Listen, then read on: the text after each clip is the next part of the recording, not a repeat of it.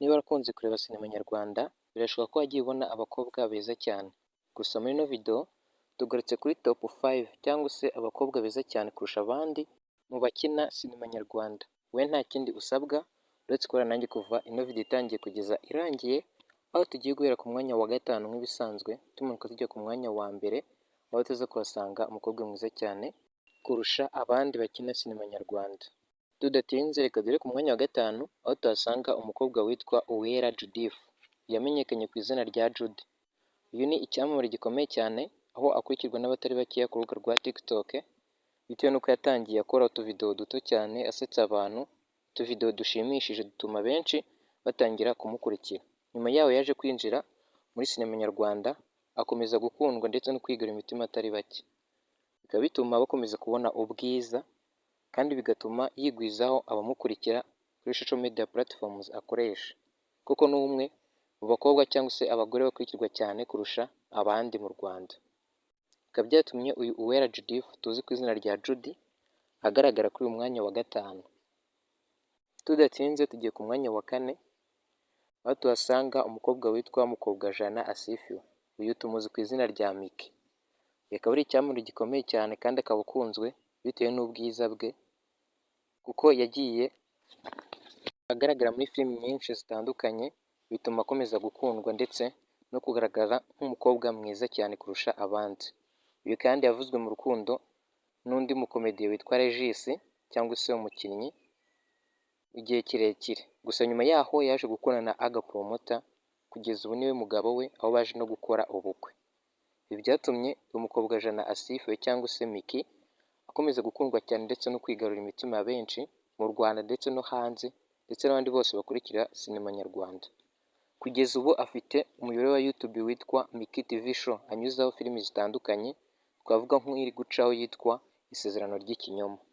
Ibi byatumye Miki akomeza kugaragaza ubwiza bwe, bituma benshi bamukunda, nubwo ari umugore wa Aga Promota, gusa aracyakunzwe n'abatari bakeya. Bikaba byatumye uyu Mukobwajana Asifiwe cyangwa se Miki agaragara kuri uyu mwanya wa kane w'abakobwa beza cyane kurusha abandi mu Rwanda mu bakina sinema nyarwanda. Ndazi neza yuko nawe niba uri kumubona cyangwa usanzwe umuzi, ubona ko ari mwiza cyane, akaba nta mpamvu yo gushidikanya ko yagakwiye kugaragara kuri uyu mwanya wa kane. Dukomeje tugiye ku mwanya wa gatatu, aho tuza kuhasanga umukobwa witwa Inkindi Aisha. Uyu tumuzi ku izina rya Aisha. Akunda gukina agira amahane cyane, ariko abamuzi neza bavuga ko ari umukobwa witonda kandi w'umutima mwiza. Bikaba bituma akomeza kugaragaza ubwiza bwe ndetse no gukundwa n'abatari bakeya, by'umwihariko abakurikira sinema nyarwanda, kuko ni umwe mu basetsa cyane, bigatuma filimi yakinnyemo cyangwa se yagaragayemo zikomeza no gukundwa kurusha urwego zari gukundwaho.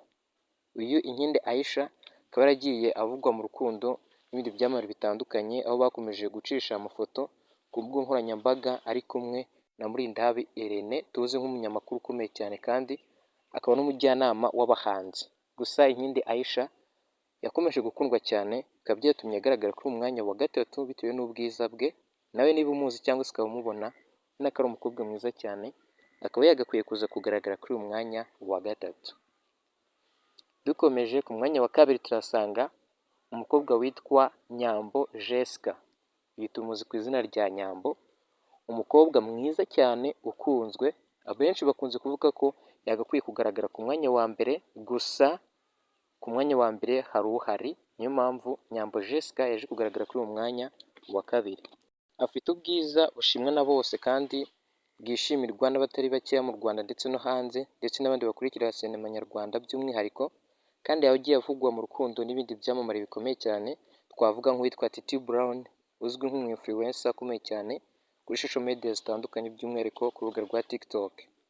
Bavuzwe mu rukundo igihe kirekire, nubwo nyuma byaje guhagarara, gusa n'ubundi Nyambo yakomeje kwigwizaho abamukurikira ndetse akomeza no gukundwa cyane. Bikaba byatumye uyu Nyambo Jessica agaragara kuri uyu mwanya wa kabiri. Uyu nawe akaba afite umuyoboro wa YouTube witwa Miss Nyambo, akaba akurikirwa n'abatari bakeya, aho yatangiye kwikorera filimi ze ku giti cye. Urumva yuko ari umuntu ukomeye cyane, bigatuma akomeza gukundwa cyane ndetse no kugaragaza ubwiza bwe bushimwa n'abatari bakeya. Bikaba byatumye uyu Nyambo Jessica agaragara kuri uyu mwanya wa kabiri.